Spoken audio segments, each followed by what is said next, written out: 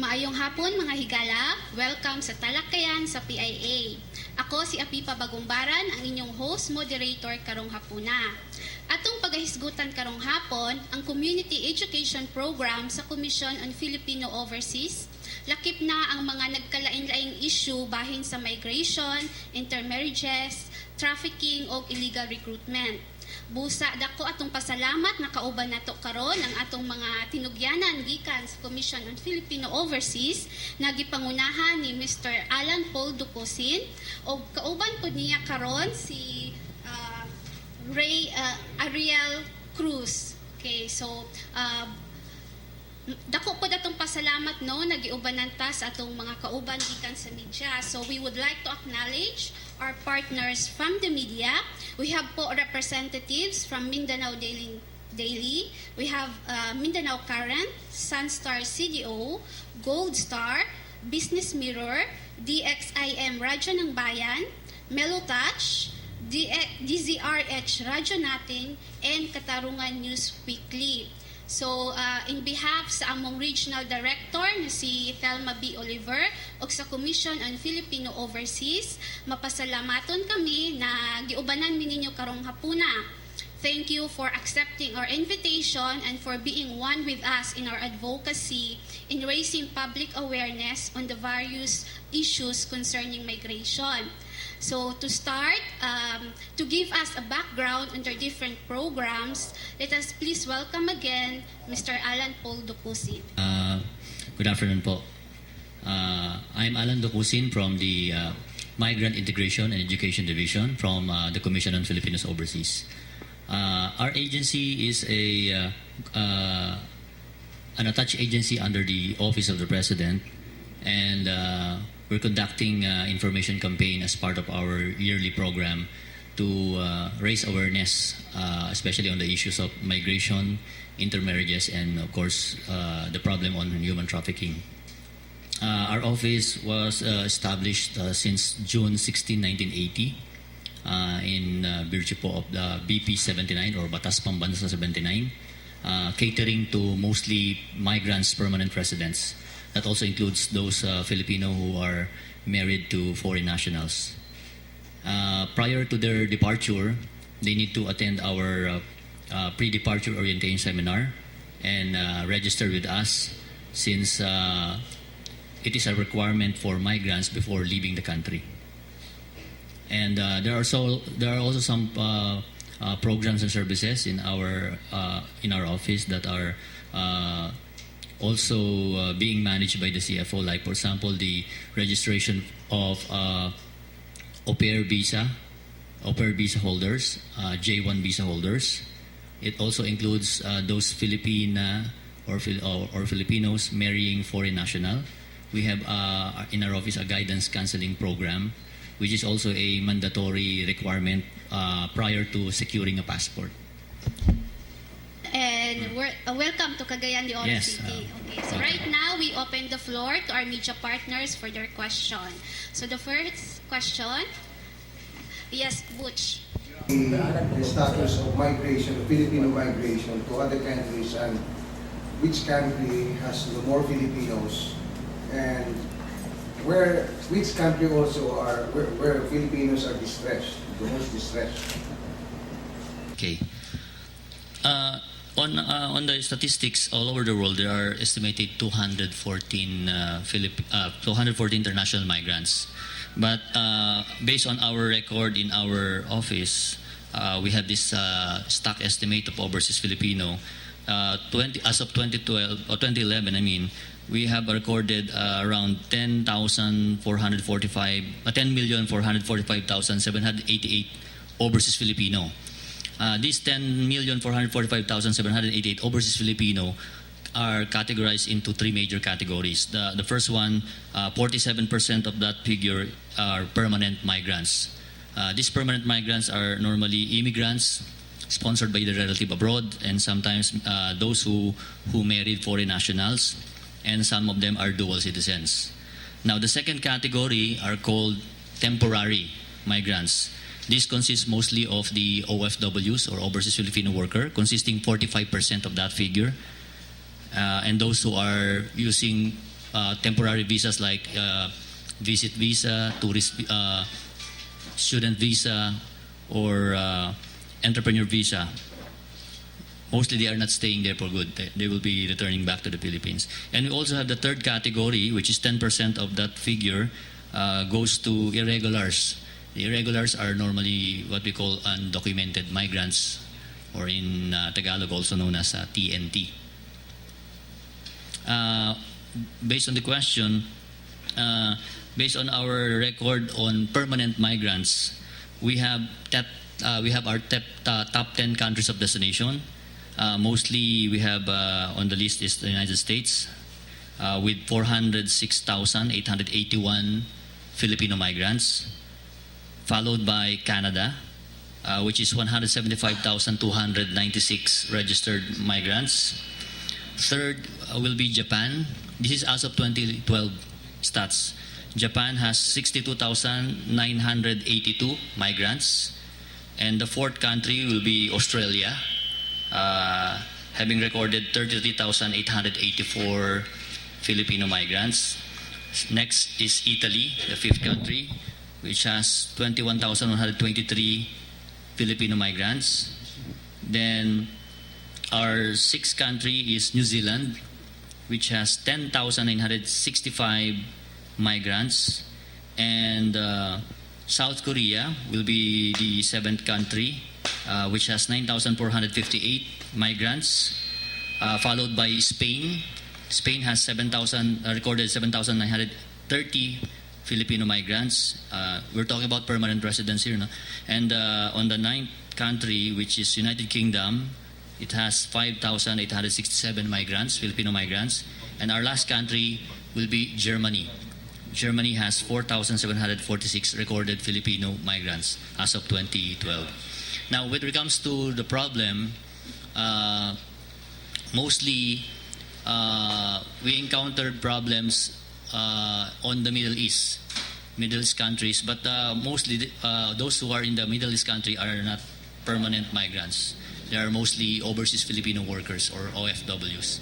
But as for the migrants, I think the problem is not that high compared to the OFWs. Morning po, si Mike Banas sa Mindanao Daily News. Is the problem of yung illegal, mostly undocumented Filipino migrants kasama ang tawag na tulad? Is that under your commission? And can you give us an update on what exactly is the volume of people going in and out of Malaysia to Sulu and to the back door. No? They're going there to the back door to work. And I have some friends there kasi it seems they're treated like second-rate citizens. Ano pong ginagawa natin to improve the situation ng mga kababayan natin?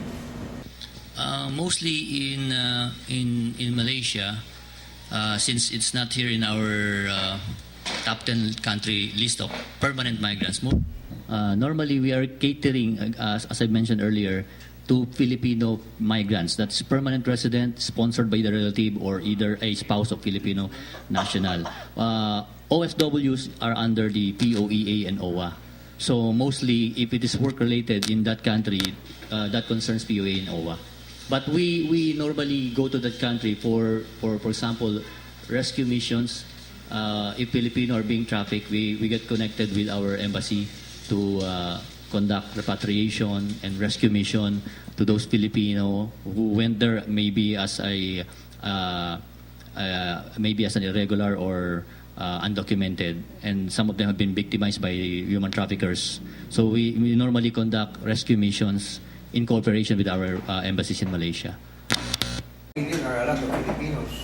So may we know the reasons why these people are going out of the country and seek permanent residency there.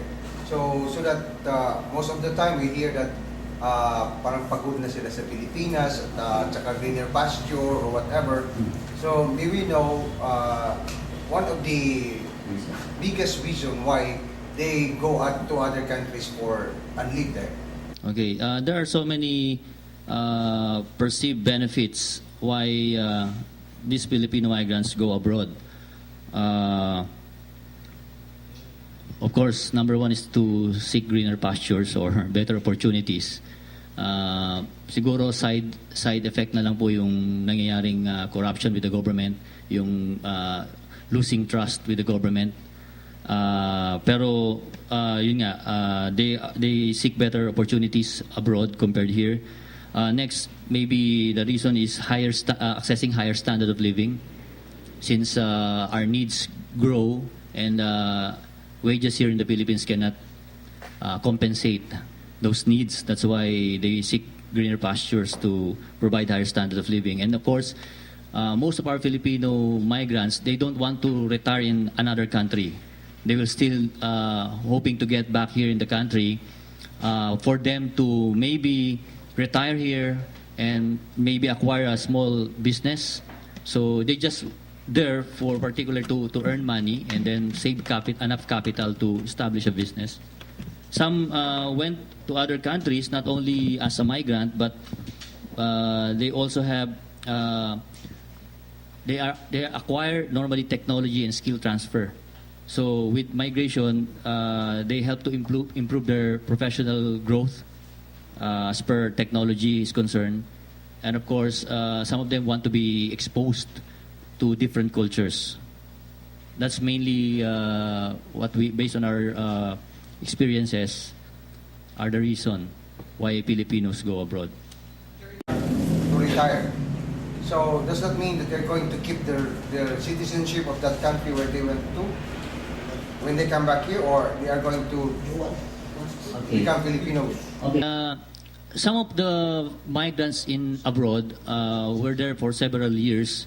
They normally lose their Filipino citizenship because some of them acquired foreign nationalities. Like some of them become U.S. citizens, Canadians, Australians. But in our Philippine law, we have a law called Republic Act 9225. That is the dual citizenship law.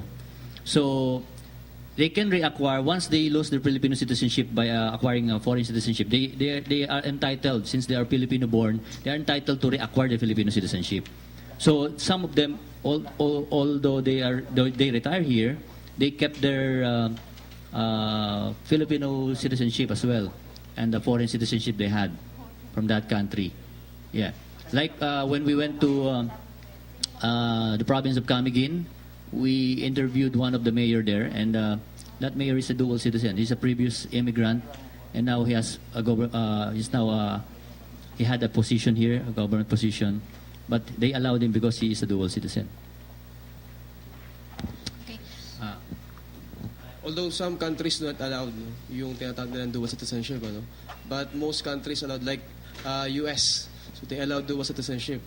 Just like the mayor in Katarman, he's a US citizen, at the same time he's also a Philippine citizen. He acquired that through immigration.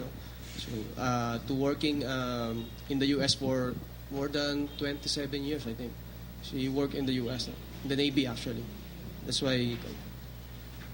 So we hear a lot of cases of Filipino being abused by their employers, especially the women. What measure has the government taken to prevent such cases? Kasi it's already alarming. We've experienced recently a lot of deaths of Filipinos in the hands of their employers. Is there anything that the government has done to prevent such things? I think I can speak through our experience, sa yung trabaho po ng opisina namin. So, ang CFO po kasi ngayon is a member ng tinatawag natin ng Interagency Council Against Trafficking. Yung IACAT po tinatawag. And ang CFO po is part ng tinatawag nilang ADVOCOM, yung Advocacy Committee. And isa sa trabaho ng CFO is yung to disseminate information or to raise public awareness regarding sa mga scheme ng mga human traffickers. Just like dun sa press kit niyo po, I think meron siyang sticker dyan, yung 1343. Meron ba tayo? Yeah, yung 1343. So, yan po ay 24/7 hotline yan na nilid ng CFO. So, kung meron po kayong alam na case, for example, na related to trafficking, to human trafficking particular, you can dial, from here, from CDO, you can dial 02 for area code for Manila, and then 1343 to report such case. Yeah, so 24/7 hotline. Then you can magre-respond actually yung mga members ng IACAT. So, by the way, aside from the CFO, ang member po ng IACAT is yung Secretary ng DOJ, ang PNP, NBI, Bureau of Immigration, DOLE, of course CFO, and we have 3 partners, yung NGO, Visayan Forum, Blast Opli Policy Center, and yung International Justice Mission for Children, yung IGM na tinatawag. May I add to Mr. Cruz statement? The government is really doing something. Number one, we want to prevent it instead of doing it after the abuses. So the government created a law, and that is Republic Act 9208. This is the Anti-Trafficking in Person Act. It is amended by RA 10364, the expanded Anti-Trafficking in Person Act. And if you're going to take a look at this law, the amended one and the first one, the difference will be, the significant difference will be the increase of the penalty. Before it was not that much, and these traffickers just bail out. But with the expanded, amended Trafficking Act, the penalty was more severe compared to the previous one. And as Mr. Arel Cruz said, we are also on the preventive side. Since we are under the Office of the President, we're conducting this CEP or Community Education Program. We'll go to provinces, municipalities, and cities, even to the grassroots level to disseminate this information. So the community will be aware that it is a joint effort. It's not only the task of the government or our policemen or our NBI or ourselves, but everybody. It's everybody's task to combat human trafficking. So that's why we're also doing this symposium on schools, on the LGUs, churches even. So this will raise awareness to the public that this is a big problem, especially concerning migration, the problem on human trafficking. My question is not concerned about human trafficking. I'm concerned about the treatment that our Filipinos, our fellow Filipinos, are getting from their employees, our employers. Abroad. Never mind about the spouse. It's really the employers who have been maltreating Filipinos even to the point of death. A lot of them have died. And this doesn't concern about trafficking, illegal trafficking. It's about the treatment that Filipinos are getting. You want to ask what? What is the government doing about it? No? What are the measures that the government has taken to prevent or to minimize these cases? No? Actually, sir, your concern goes to the OFWs, the worker. As I mentioned earlier, our clients mostly permanent residents. Now, as for the government, what they are doing when it comes to the overseas Filipino worker, these workers, they had a mandatory, what we call this pre-departure orientation seminar. It was conducted by OWA to orient these Filipinos who want to work abroad. So it will be very easy for them in adjusting in the workplace. Now, for those who were already went through this ordeal, the government is also doing something. Like, for example, there is a Filipino that was freed for killing his employer by the government has raised a blood money. And actually, it is a group effort also by some Philippine organization. So this Filipino can be repatriated. So I think that's one way the government's doing something. And of course, as a preventive measure, the one in charge for OFWs are the PIA and OWA. They are making sure that all these Filipino are registered and will be well compensated in case of such eventuality. And they're conducting pre-departure orientation seminar. Not just like us, we also conduct pre-departure orientation seminar for migrants, as well as the PIA is conducting PDOS for workers going abroad. We always confuse in regards to the functions of your office, UWA, and the PIA. But now we understand that you're focusing on education and information, and in particular sa mga permanent migrant. Now, my question is, a Filipina woman, if married to a foreigner, let's say, US, Filipino mo gyapon ang babae. Sila sa become a US citizen automatically, I understand. A US citizen? Sila sa automatically become a US citizen, No. even if she is with her husband and their race. Of course. The reason, sir, normally those Filipino who want to marry an American citizen, they went through what we call this a K1 visa. A K1 visa is a fiancé visa. That will take some time. And the one who will be sponsoring that Filipina must be a U.S. citizen. And once he had his immigrant visa, a K1 visa is also treated as an immigrant visa. Once he got her visa, he need to register with us and undergo a guidance and counseling seminar, because we're trying to check if the sponsor is really sincere on getting married. Because again, as based on our experience, there are some Filipina, because they just want to get out of the country, they just choose any foreigner without checking the background. So the problem is when this foreign national sponsored for her as a fiancé, the problem starts when the Filipina is on the country of destination. Since she's not knowledgeable about the background of this foreign spouse, they end up sometimes being a victim of domestic violence.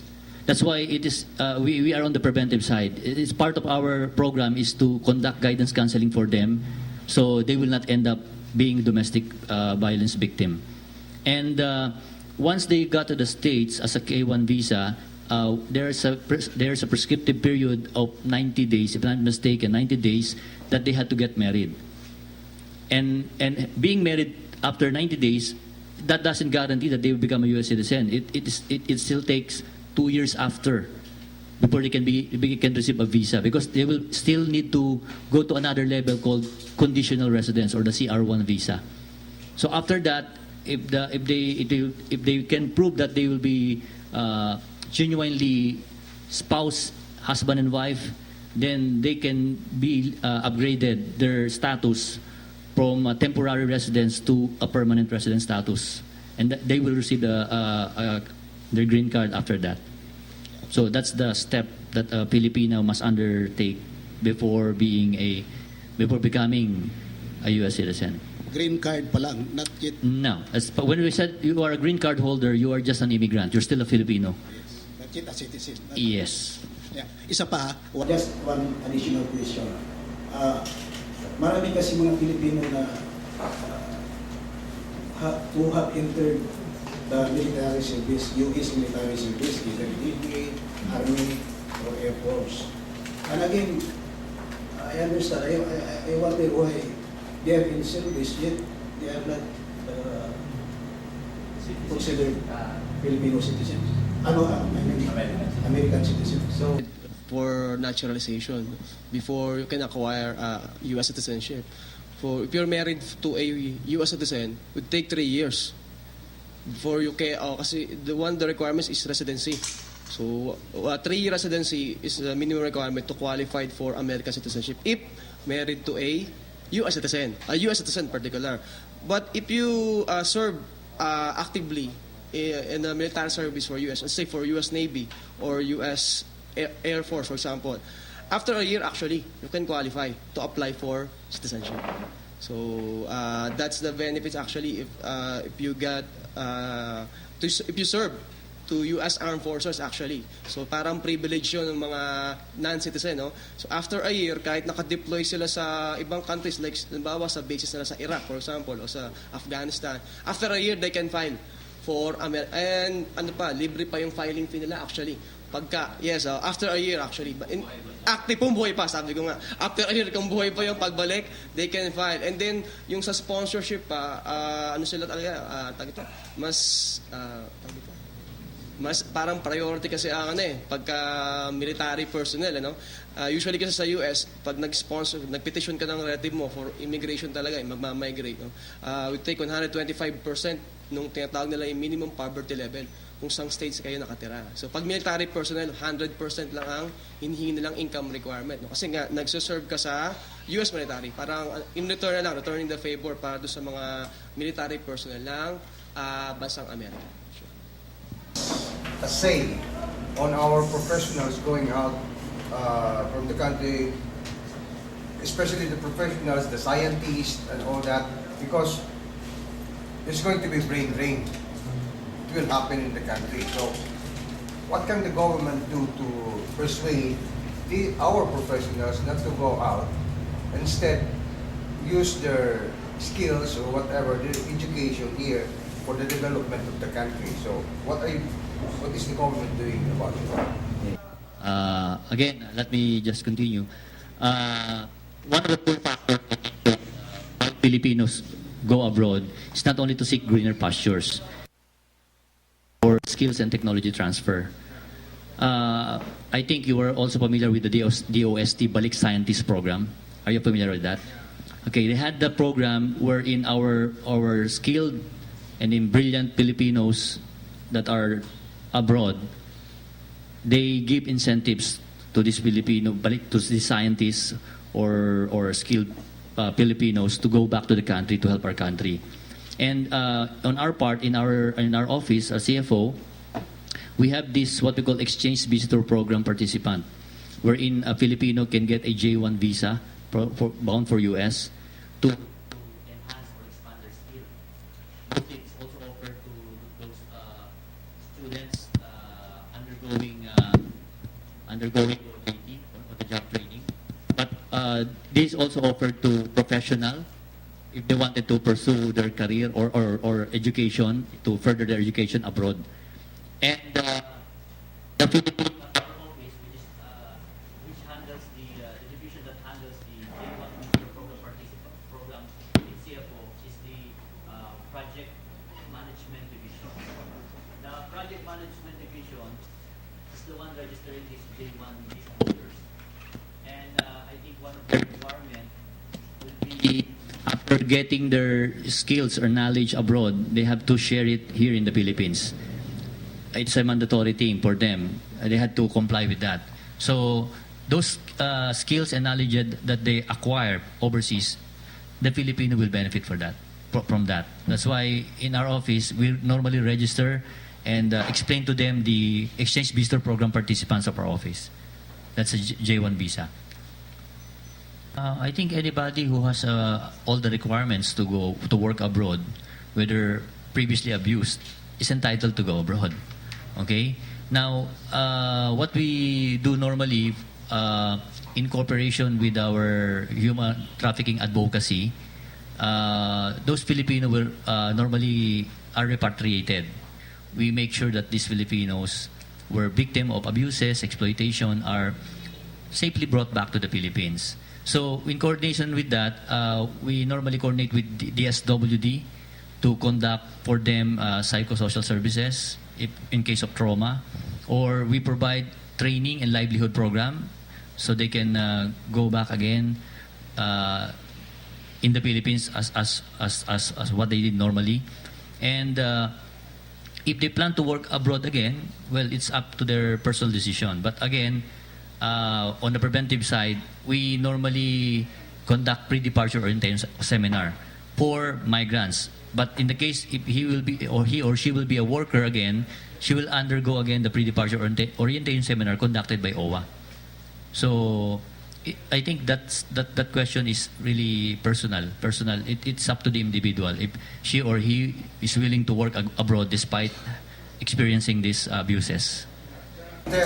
Or minimize the anti-trafficking in the Philippines, because I understand one of the tools that the government, together with the USAID, to deter or to minimize human trafficking in the country is for the anti-money laundering law to be imposed on the suspected traffickers. Yeah, I think the money laundering law is strictly implemented for especially those who will be traveling abroad. As for example, if I will be going to another country, I can bring any amount of foreign currency. Okay, but the problem is based on the money laundering law, if your money or settlement fund will be amounting to $10,000 and above, or any foreign currency that is equivalent to $10,000 and above, you need to declare it at the port of exit, at the Philippine Bureau of Customs. Normally, in our conduct of the PDOS to our immigrants, Filipino immigrants going abroad, we normally state this money laundering law because it's strictly implemented by our custom office at the airport. So, marami na pong mga experiences that, no? Alam naman natin siguro sino yung mga na-hold sa airport because of in compliance, no? Not complying with this requirement. So, normally, po namin yan sa aming mga attendees ng pre-departure orientation seminar. So they will be aware more than $10,000 in equivalent in foreign currency of settlement fund they have to declare. And actually, it's not just in the Philippine law. After going to the country of destination, there's also a law that they had to declare disclose their amount of money if it is exceeding $10,000. AMLAC in connection with the human trafficking. Because I understand suspects of human trafficking, they are now subjected to the AMLAC in order to freeze and get their whatever, their money, to hold their money in the country, and while the prosecution or the indictment is going on against them. And number two question, what is the status of the human trafficking in the country? We have no exact figure actually or yung measure regarding sa anti-money laundering act, ano, in particular with that. Pero kung yung status po ng human trafficking dito sa Pilipinas, of course, ang Pilipinas po is rank pa rin ng US Department of State na under Tier 2. Dati po nasa Tier 2 watch list tayo, no? Although medyo gumanda ng konti yung status natin. Bakit po, no? Kasi nung napasa po noong 2003 yung RA 9208, yung tinatawag natin yung Anti-Trafficking in Persons Act. So nagkaroon na po ng mga filing ng cases and even mga convictions po, no, regarding o against sa mga human traffickers na tinatawag natin. Although hindi pa rin tayo inaalis dun sa Tier 2 kasi nga po until now ang Pilipinas is identified pa rin ng US Department of State as source ng mga traffic victim, transit country, yung mga dinadaanan pa rin daw po ng Pilipinas, isa raw sa mga nagiging route o dinadaanan ng mga traffickers or even destination o final stop ng mga women, men, including child na victims po ng human trafficking. And so far sa aming office, no, yung figure natin, no, So although medyo tumaas na rin po, yung mga reported cases sa amin dito sa 1343, so yung actual cases na na-handle namin nung nag-start yung aming hotline, sa around 241 cases, 241 actual cases po. As of, Na this is result. as of July 31, 2013. Ngayong taon lang siya. 241 actual cases yung na-handle ng CFO, o natulungan ng CFO through 1343, and 259 victims po yung naligtas or yung nangyari po sa 241 na actual cases na yan. Yan po. Okay, and I think Ariel also forgot to mention that we received 17,588 calls. 17,588 calls. Different calls. Could be distress call, call for help, under our 1343 action line against human trafficking.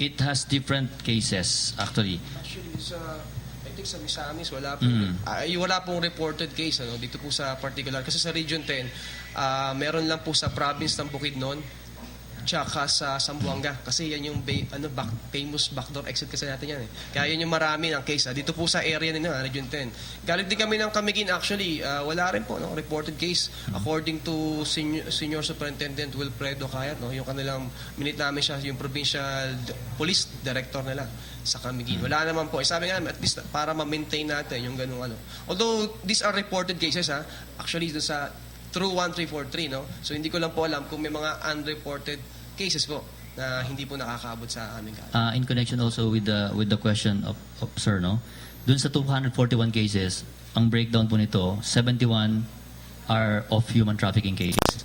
71. Those under 241, 71 are human trafficking case. 66 illegal recruitment case. And 8 mail order bride scheme. And 96 are other migration-related cases. 8 is mail to order bride. I cannot just say specifically yung number ng convicted, but these are cases, finished cases. So probably there will be also conviction on this. Resolved case po. Because there are cases established, maybe some of them are ongoing, and the number of victims is also mentioned, 259 victims saved from human trafficking. The cases this may be ongoing or already finished cases, 241. Okay, and out of those cases, there are saved 259 victims.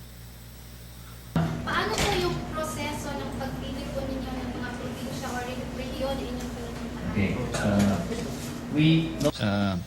we normally base it on our statistics at the office. Since we are the one registering immigrants permanent resident, we have chosen Camiguin and Misamis Oriental for this matter because per our record in the office, since 1988 to 2012, there had been reported 553 permanent residents coming from Camiguin. 553 again from Camiguin. And then from Misamis Oriental, the reported number of immigrants registered within our office is 13,729. So mas marami po yung sa Misamis Oriental. Now, if we're going to break it down based on municipalities and cities, in Misamis Oriental, yung pinakamalaking volume po, doon sa binanggit natin kanina ng 13,729 comes from Cagayan de Oro or CDO, It's recorded 10,093 coming from CDO. And then of course, we'll be also be going to Opol and Hingoog. We went to Hingoog. Hingoog has recorded 769. So, based on our record, these are the top 3 municipalities that has more number of migrants coming from these areas.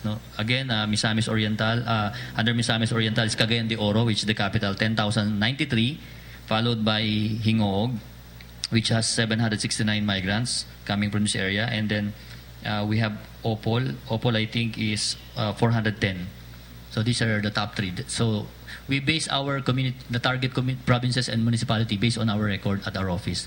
Most number of migrants. The OFWs they are contributing to our economy, of the migrants. Yes. if you can check the statistics I mentioned earlier,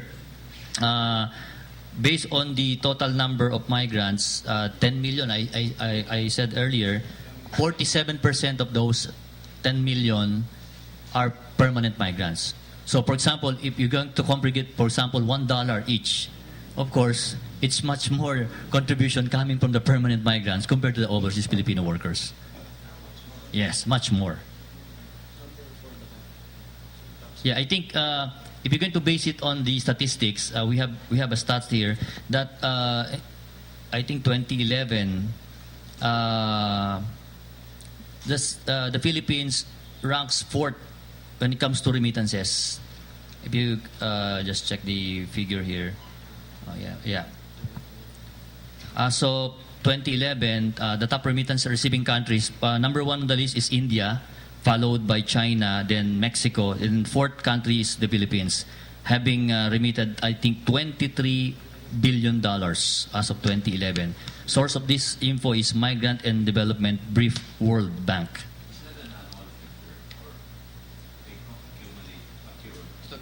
That's the total remittances. 2011, as of 2011. Top remittance receiving countries as of 2011.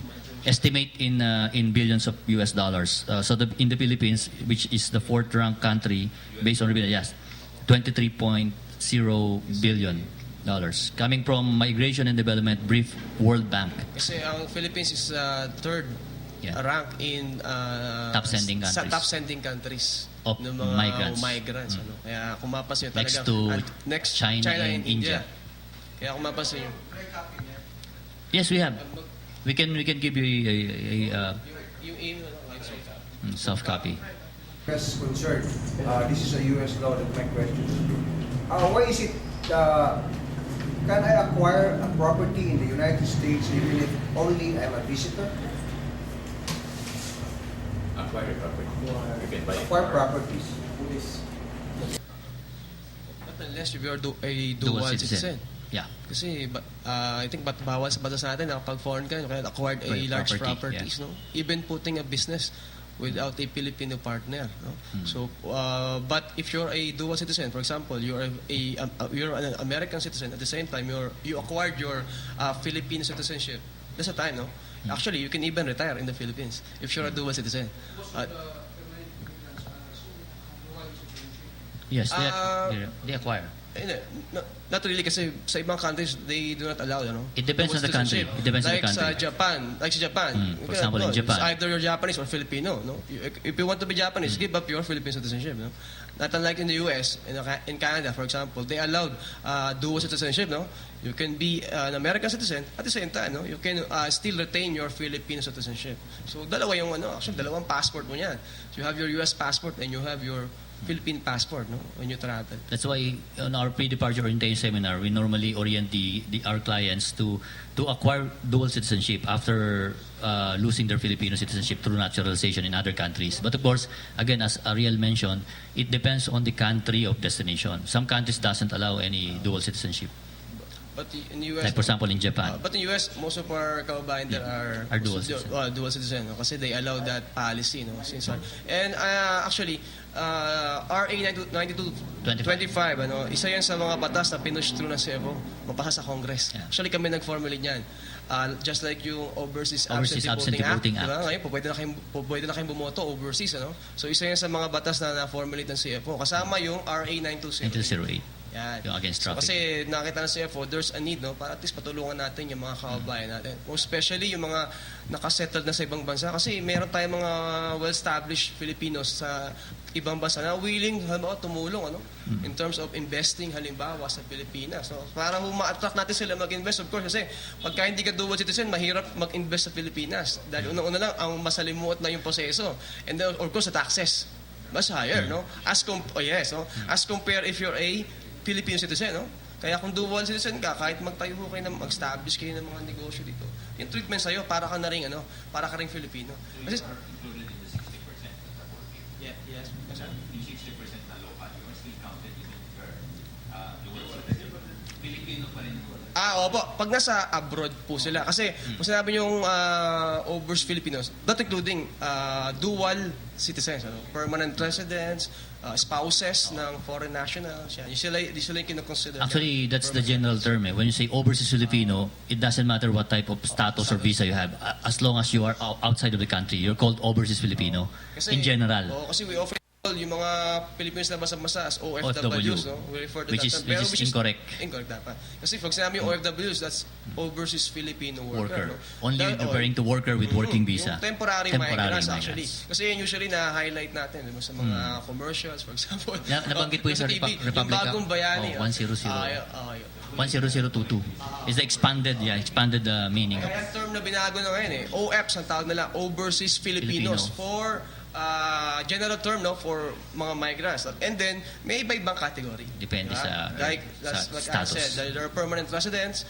there are temporary migrants, consist of OFWs, work visa holders, tourist visa holders, student visas, for example. And then there are also irregular migrants. Yung mga usually undocumented na nakasettle yan sa Middle East, karamihan. Yung mga ating undocumented aliens. Yan. Matanong ko lang, this is a U.S. concern. This is a U.S. law. What is it? Particular po with regarding sa US law, ano? Oo, pero hindi kasi ako. Pero I think pero kasi may mga iba naman tayo mga nakakapagtayo ng negosyo doon hindi naman sila. Most of our senators are politicians. Oo, di ba? Oo, meron po sila. I think hindi po bawal sa US law yan kasi siyempre they're also trying to attract yung mga investors. Kung willing ka naman mag-invest, kung ayaw mo naman magtira sa Amerika, gusto mo lang i-invest mo lang yung pera mo, I think, they will allow that. No? Investors. I think so kasi sa US hindi naman sila nagbabawal din regarding alam ko kasi hindi naman po nagbabawal sa US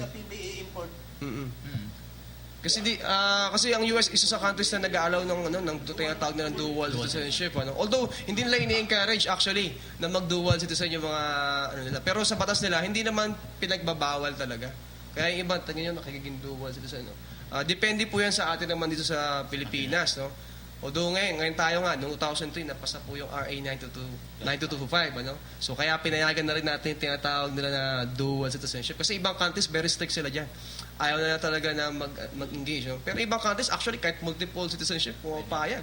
Sa Australia, kahit ilang citizenship mo, Kasi, di ba, iba-iba kasi ang principle ng iba't ibang countries regarding citizenship. Like ang US kasi, yung principle nila, yung tinatawag nila, ius soli. Okay, yung right of the soil. So pag pinanganak ka sa US, considered ka as may claim ka for US citizenship. Sa atin kasi iba. Ang principle natin, ius sanguini tayo, right of the blood. Ibig sabihin, kahit saan ka pinanganak, basta magulang mo ay Pilipino, Pilipino ka. So kaya minsan nagkakaroon ng automatic na dual citizenship. Kasi kung Pilipino ka, pinanganak ka sa Amerika, you're an American citizen kasi doon ko pinanganak. Pero at the same time, kasi ang pera mo yung Pilipino, Pilipino ka rin. Gagawa nila, paparecognize mo ngayon yung anak mo sa Philippine Embassy para ma-recognize yung bata na yun as Filipino. Para magiging dual citizen siya. Yun ang nangyayari actually. Donaire, yan. Marami tayong mga celebrity actually. Yung mga PBA basketball player. Sports athlete natin. Athlete, no? TNT, okay. Let me just go back to foreigners. I think the data you should get it at Bureau of Immigration. BI po. Wala po kami noon. But yung all over the world po, yung Filipino in the other countries we have, based dun sa binanggit kong total number ng overseas Filipino which is 10,445,788, ang irregular po na Filipino overseas po is umabot ng 1,074,972. In different countries po yun More than 10% of the Ayun. Yung mga ganun po. Actually, yung stats na yan actually, in coordination with our embassy. Philippine Embassy and And consulate. Kasi di ba usually, for Filipino, we register sa ating embahada. Pagpasok, yan, kaya nabibilang nila yan. Kaya, yung lumalabas. And then, meron din po tayong mga Philippine Association. Marami tayong Philippine Association sa iba't ibang countries. So, tumutulong din sila regarding sa pag-pinpoint ng mga tao. Irregulars. Para mabilang kung gaano ba talaga yung karami, yung Philippines. Actually, as of 2011 lang yan. I think more than mas marami na siguro yan. Kasi marami na tayo sa office lang namin araw-araw dumadaan 300, 400 permanent resident every day. Every day. Monday to Umattend ng Friday. orientation sa opisina namin yun, tsaka yung iba. So madami, di ba? Kumuha pa sa'yo. Nirahan ka na sa ibang bansa at kinuha mo yung citizenship nila. Is that unpatriotic? It depends on how you look at it. It depends on how you look at it. Yeah, because Filipinos now do not have patriotism anymore. That is my observation. Yeah. Yeah, so we're not like Japan, we're not like other countries that they love their country so much. Mhm. Pero So, it's part of your campaign to tell Filipinos not to go out and stay in our country and be patriotic. actually, that's one of the president's aim or goal in his term, to create more jobs here in the Philippines. So no Filipino will be tempted to go out. But the problem is the implementation. Okay, that's the problem. Kasi, right po kasi yun, no? So, right to travel. Hindi na pwede sabihin na, right to travel po eh. So, kung sino lumabas, yan ay pigilan, no? O, kaya lalo na, pagka sa tingin nila, kailangan nila lumabas ng Pilipinas dahil mag-upgrade ng skills, magkatrabaho, para kumita ng malaking pera. So, net is na pwedeng pigilan po talaga. Kasi we have 10 million Filipinos who denounce or practically denounce their citizenship. So that is being... Actually, hindi po lahat sila... Hindi lahat. Hindi po lahat sila. Hindi po. Hindi all nga. So we have to embrace other. Because being patriotic is... Pero sir, again, yeah. Pero again, sir, let me just clarify, no? It depends how you look at it. Kasi may mga Pilipino po na they seek foreign nationality because they had to gain the benefits of that country. For example, if you are not a U.S. citizen, you cannot get Social Security benefits 100%. So, no choice. I have to be an American citizen. But in your heart, you're still a Filipino by heart. You can speak Tagalog. And actually, one significant significant trait that a Filipino is still patriotic even in other countries. They participate in our overseas absentee voting in choosing our leader. Actually, Na bumoboto sila sir During our OABS, maraming percentage po na Pilipino, overseas sila, bumoboto sila because they want to be part of the decision making of the country in choosing our leader. So binibigyan po sila ng empowerment ng ating government. That's why meron din tayong dual citizenship law, so you can reacquire again your Filipino citizenship. That's showing patriotism. I think actually, we have a lot of Filipino associations abroad that contribute to development of our country. We have a program in CFO, Lingkapil. Lingkapil, Lingkod sa kapwa, Sa kapwa Pilipino. ang tawag namin. So, kasi yung mga well-established organization na yan sa ibang bansa. Kasi minsan, gusto nila makatulong, no? Kasi hindi nila alam kung paano sila magtulong. So, they seek yung help na assistance ng CFO to pinpoint saan ba yung dapat natin lugar sa Pilipinas na dapat natin tulungan. Kasi they conduct sometimes medical mission. Yung mga doktor ho, halimbawa sa Amerika, minsan nag-donate ho ng mga, hindi lang ng medical supplies, equipments, meron pang mga operation, smile, yung mga nagtatahi po ng hair lift. O minsan naman, assistance through scholarship, yung iba. Nagpa-fund sila ng yung mga bata po na wala kakayanan yung magulang na mapag-aralin hanggang high school o hanggang kolehiyo. Minsan may mga ganong Pilipino po, no, tahimik, sabi nga nila na hindi nagpa-publish na, na talagang tumutulong ho sila. Kaya sabi kasi, parang in return na lang siguro dahil naging maganda na, naging successful yung pagtira nila sa abroad. Kaya sila, siguro in their own way, na ma-show yung parang sa Patriotism. Yeah. Actually, Tumutulong talaga sila. actually, Kahit yung mga relief operation, like sa Tacloban, di ba? Ang CFO, Nagpunta yung group dyan. namin doon. So merong isang association sa US na talagang nagbigay po ng mga donations. Feed the Hungry. Feed the Hungry, yan. Oh, Feed the Hungry program. Yung CFO, sila yung tumulong para po makarating sa Tacloban City yung mga donations na nanggaling po yan sa abroad. And in addition to that, yung Lingkapil program namin, based on our record, as of 2010, meron na pong nakuha kaming, natap namin yung resources ng mga Filipino organization doon. They have contributed worth 2.47 billion pesos of assistance. Kung gusto nyo malaman kung saan po napunta yan, yun nga, nabanggit ni Mr. Ariel Cruz, yung mostly yung donation is health-related po, and then some, we even construct schools, in small infrastructure projects like schools, and of course livelihood, a skill transfer. We invite them to share their technology here, yung mga Pilipino na naging successful doon. We conduct that through our Lingkapil program. Lingkapil is lingkod sa kapwa Pilipino. It is handled by our project management division at our office.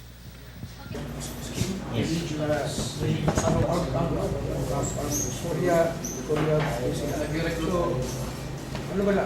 Active ba lang ngayon? I'm not familiar with the group you are mentioning, sir.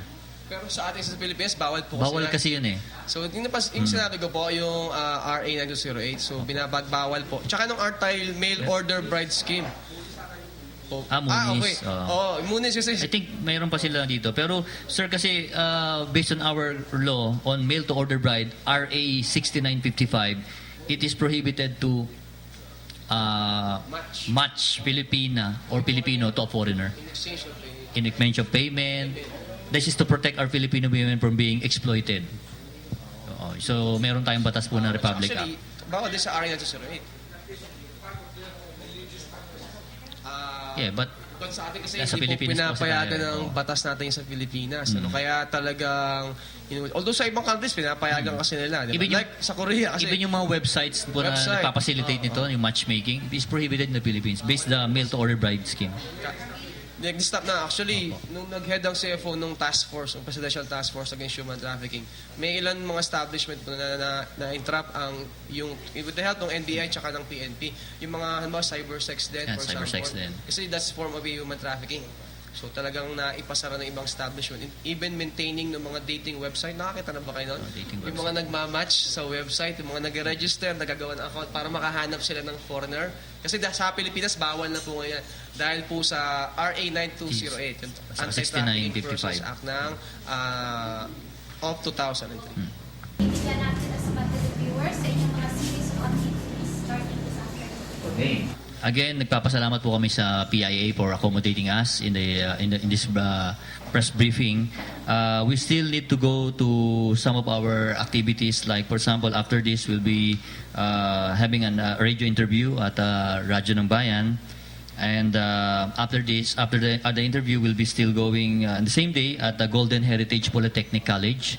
We'll be conducting a symposium, of course, which related to migration, human trafficking, intermarriage. And on Sunday, we'll be visiting the Our Lady of Consolation Parish for meeting the parishioners there, informing about the drive of the government against trafficking.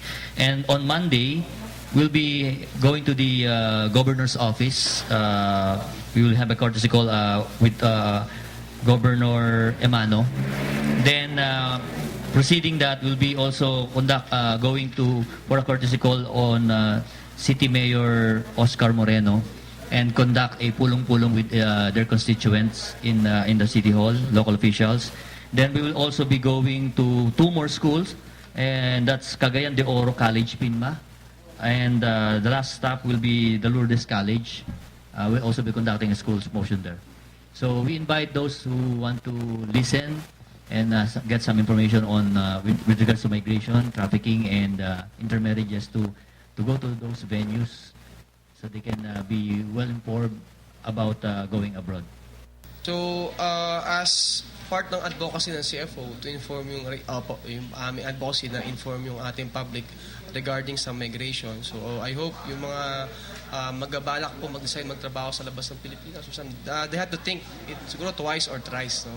Bago po tayo magtrabaho sa labas ng bansa. Although, we're not encouraging nor discouraging yung tao na mag-migrate, no? Mag-asawa ng foreign. Kasi talagang right naman talaga yan. Para importante lang po, at least maganda nga makapakinig sila doon sa aming mga symposium para at least magkaroon sila ng balanced information, malaman nila kung whether kaya ba nilang lumabas ng Pilipinas, magtrabaho sa ibang bansa or hindi nga. So, yung mga in behalf of Secretary Imelda Nicolas, yung aming chairperson, no? So nagpapasalamat po kami sa PIA kila ma'am dahil po na paunlakan yung aming tulungan nila kami regarding sa aming information campaign. Okay, nawa po makatulong po yung yung mga information na share namin sa inyo regarding doon sa mga nagbabalak kong lumabas po ng Pilipinas. So, nagpapasalamat kami sa PIA under the supervision of Ms. Telma Oliver for accommodating us sa PIA. And nakalimutan kong banggitin yung topic namin. Yung symposium namin was entitled Gayak, Listen, Think, and Decide. So, yun po ay a series of symposium going to different mga schools, community. So, para ma-inform natin yung public po tungkol po dun sa importance ng pagde-decide before migrating, no? At saka yung makaiwas tayo dun sa mga causes or downfall ng migration, which is human trafficking, exploitation, domestic violence. So we invite everybody na umattend po sa aming seminar symposium para po kayo ay makinabang doon sa mga information na tatalakayin. And in behalf of our Secretary, Ms. Imelda Nicolas, our chairperson, we would like to extend our thanks doon sa pag-accommodate sa amin sa inyong province ng Misamis Oriental. Thank you very much. Salamat, sir, sa papaliwanag sa inyong mga programa at saka sa pagbisita dito sa Cagayan de Oro. Og natapos na usab bago sa kauras natong paghisgot-hisgot sa mga programa sa Commission on Filipino Overseas.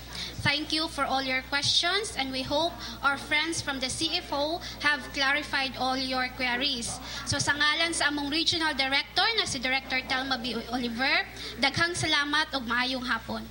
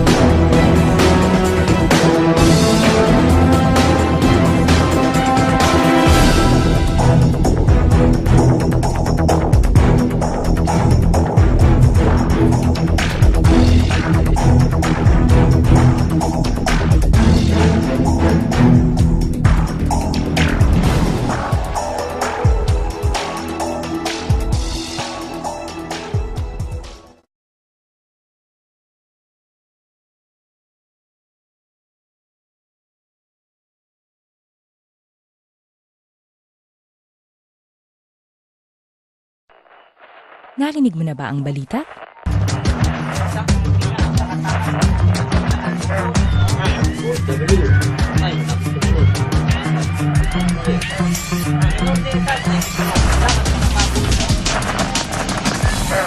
Ikaw, anong balita sa'yo?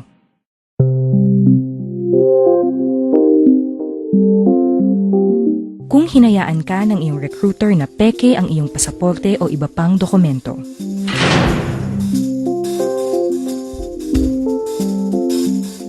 hindi malinaw ang mga kondisyon katulad ng sahod, oras at benepisyo sa iyong trabaho.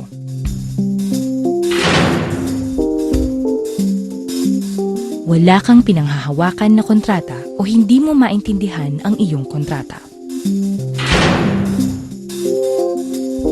Wala kang working visa at papasok ka lamang sa ibang bansa bilang turista.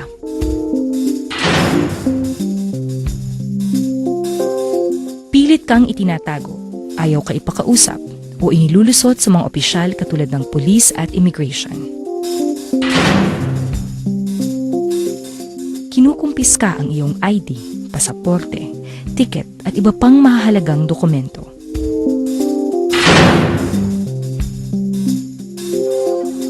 Dinidisiplina sa pamamagitan ng multa, insulto, abuso, banta o dahas.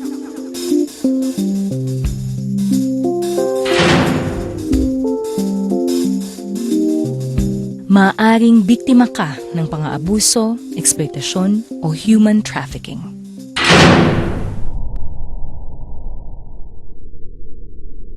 May laban ka sa pang-aabuso.